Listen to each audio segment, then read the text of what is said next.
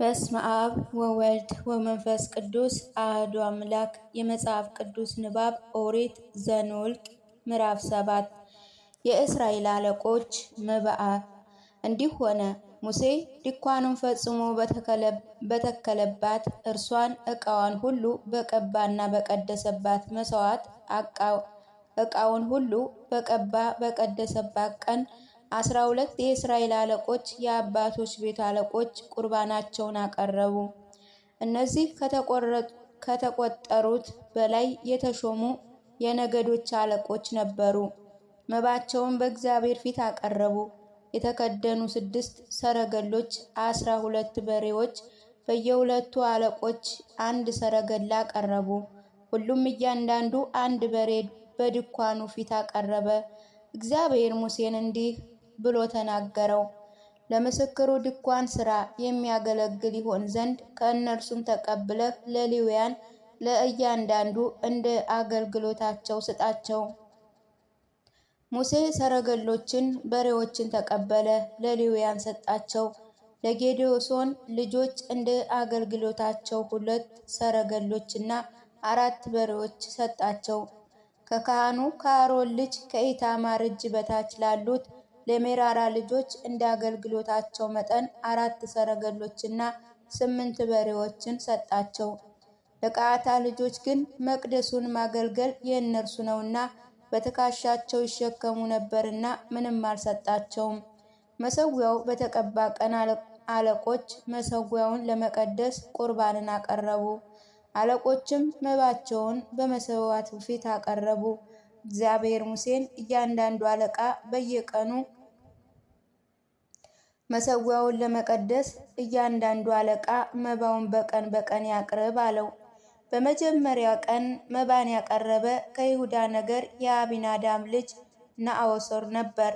መባውንም ለእህል ቁርባን በዘይት የተለወሰ መልካም ዱቄት የተሞሉ ሚዛኑ እንደ መቅደሱ ስቅል ሚዛን 130 ስቅል የሆነ 1 የብር ወጭት ሚዛኑ 70 ስቅል የሆነ 1 የብር ድስት፣ ዕጣንም የተሞላ ሚዛኑ 10 ስቅል የሆነ 1 የወርቅ ጭልፋ። ለሚቃጠል መሥዋዕትም ከመንጋዎቹ 1 ወይፈን፣ 1 አውራ በግ፣ 1 የ1 ዓመት ትባት የበግ ጥቦት፣ ለኃጢአት መሥዋዕት 1 አውራ ፍየል፣ ለደህንነት መሥዋዕት 2 ጊደሮች፣ 5 አውራ በጎች፣ 5 አውራ ፍየሎች፣ 5 የ1 ዓመት እንስት የበግ ጥቦቶች ነበሩ። የአሚናዳብ ልጅ የነአሶን መባ ይህ ነው። በሁለተኛ ቀን የይሳኮር አለቃ የሰጎን ልጅ ናትናኤል አቀረበ። ለመባው ለእህል ቁርባን በዘይት የተለወሰ መልካም ዱቄት የተሞሉትን ሚዛኑ እንደ መቅደሱ ስቅል ሚዛን 130 ስቅል የሆነ 1 የብር ወጭት ሚዛኑ 70 ስቅል የሆነ 1 የብር ድስት፣ ዕጣንም የተሞላውን ሚዛን 10 ስቅል የሆነ 1 የወርቅ ጭልፋ። ለሚቃጠል መሥዋዕት 1 ወይፈን፣ 1 አውራ በግ፣ 1 የ1 ዓመት ትባት የበግ ጥቦት፣ ለኃጢአት መሥዋዕት 1 አውራ ፍየል፣ ለደህንነት መሥዋዕት 2 ጊደሮች፣ 5 አውራ በጎች፣ 5 አውራ ፍየሎች፣ 5 የ1 ዓመት እንስት የበግ ጥቦቶች አቀረበ። የሰገድ ልጅ የናትናኤል መባ ይህ ነው። በሦስተኛ ቀን የዛብሎን ልጅ አለቃ የኬሎን ልጅ ኤልያብ መባውን አቀረበ። መባውም ለእህል ቁርባን በዘይት የተለወሰ መልካም ዱቄት የተሞሉ ሚዛኑ እንደ መቅደሱ ስቅል ሚዛን 130 ስቅል የሆነ 1 የብር ወጭት ሚዛኑ 70 ስቅል የሆነ 1 የብር ድስት፣ ዕጣን የተሞላ ሚዛኑ 10 ስቅል የሆነ 1 የወርቅ ጭልፋ።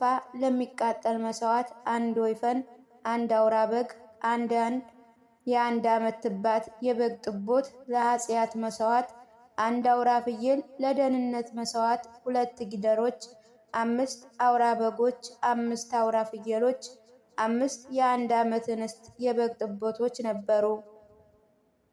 የኬሎን ልጅ የኤልያብ መባ ይህ ነው። በአራተኛ ቀን የሮቤል ልጆች አለቃ የሴዶር ልጅ ኤሊሶር መባውን አቀረበ።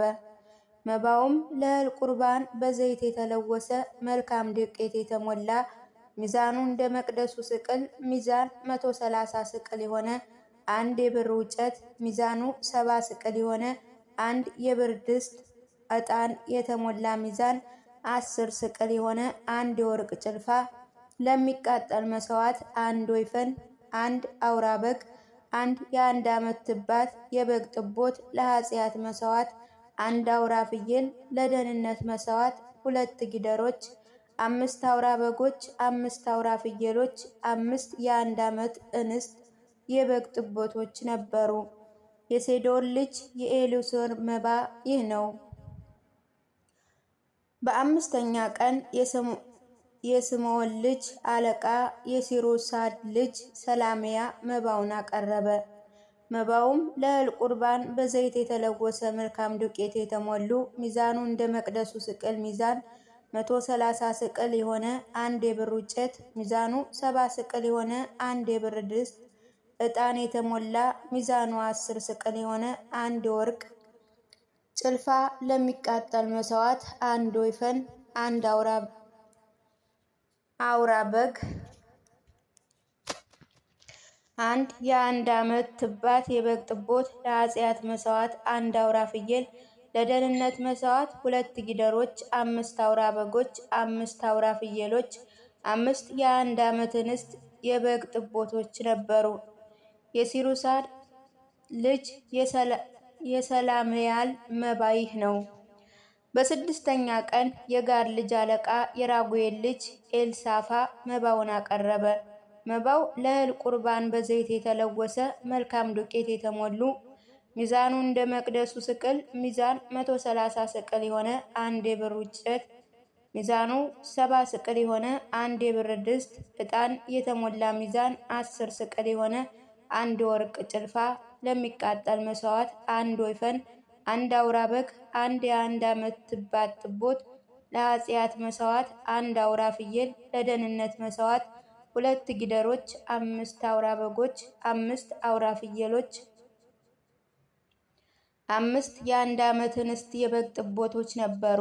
የራጉኤል ልጅ የኤልሳፋ መባ ይህ ነው። በሰባተኛ ቀን የኤፍሬም ልጅ አለቃ የኤሞን ልጅ ኤልሳም መባውን አቀረበ። መባው በእህል ቁርባን በዘይት የተለወሰ መልካም ዱቄት የተሞሉ ሚዛኑ እንደ መቅደሱ ስቅል ሚዛን 130 ስቅል የሆነ አንድ የብር ወጭት ሚዛኑ 70 ስቅል የሆነ አንድ የብር ድስት ዕጣን የተሞላ ሚዛን 10 ስቅል የሆነ አንድ የወርቅ ጭልፋ ለሚቃጠል መስዋዕት አንድ ወይፈን አንድ አውራ በግ አንድ የአንድ ዓመት ትባት የበግ ጥቦት ለኃጢአት መስዋዕት አንድ አውራ ፍየል ለደህንነት መስዋዕት 2 ጊደሮች 5 አውራ በጎች 5 አውራ ፍየሎች 5 የአንድ ዓመት እንስት የበግ ጥቦቶች ነበሩ። የኢምሆድ ልጅ የኤልሳ መባ ይህ ነው። በስምንተኛ ቀን የምናሴ ልጅ አለቃ የፋዶስር ልጅ ገማልያ መባውን አቀረበ።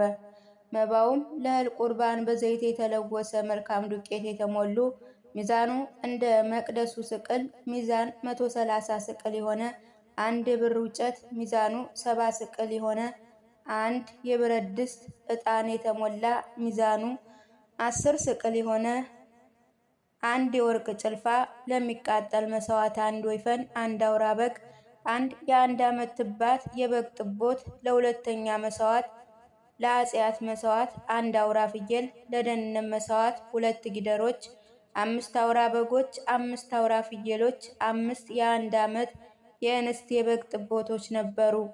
የፋዶሶን ልጅ ገማልያ መባ ይህ ነበር። በዘጠነኛ ቀን የብንያም ልጅ አለቃ የጋዴዮን ልጅ አቢዳን መባውን አቀረበ።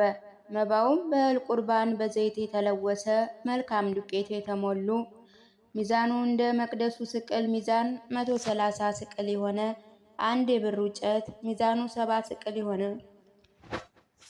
አንድ የብር ድስት ዕጣን የተሞላ ሚዛን 10 ስቅል የሆነ አንድ የወርቅ ጭልፋ ለሚቃጠል መስዋዕት አንድ ወይፈን አንድ አውራ በግ አንድ የአንድ ዓመት ትባት የበግ ጥቦት ለኃጢአት መስዋዕት አንድ አውራ ፍየል ለደህንነት መስዋዕት 2 ጊደሮች 5 አውራ በጎች 5 አውራ ፍየሎች 5 የአንድ ዓመት እንስት የበግ ጥቦቶች ነበሩ።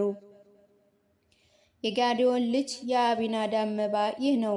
በ10ኛ ቀን የዳን ልጆች አለቃ የአሚሳ ልጅ አኪያዛ መባውን አቀረበ። መባው ለእህል ቁርባን በዘይት የተለወሰ መልካም ዱቄት የተሞሉ ሚዛኑ እንደ መቅደሱ ስቅል ሚዛን 130 ስቅል የሆነ አንድ የብር ወጭት ሚዛኑ 70 ስቅል የሆነ አንድ የብረት ድስት ዕጣን የተሞላ ሚዛን 10 ስቅል የሆነ አንድ የወርቅ ጭልፋ ለሚቃጠል መስዋዕት አንድ ወይፈን አንድ አውራ በግ አንድ የአንድ ዓመት ትባት የበግ ጥቦት ለኃጢአት መስዋዕት አንድ አውራ ፍየል ለደህንነት መስዋዕት 2 ጊደሮች 5 አውራ በግ 5 አውራ ፍየል 5 የአንድ ዓመት እንስት የበግ ጥቦቶች ነበሩ። የአሚሳል ልጅ የአኪያር መባ ይህ ነበር። መሰዊያው በተቀባ ቀን የእስራኤል ልጆች አለቃ ለመሰዊያ መቀደሻ ያቀረቡት መባ ይህ ነው።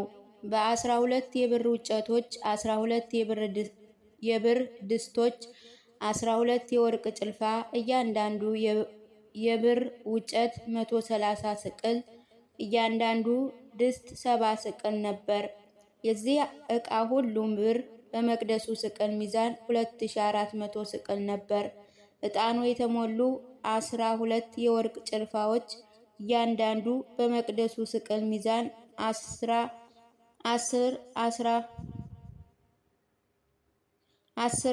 ስቅል ነበር።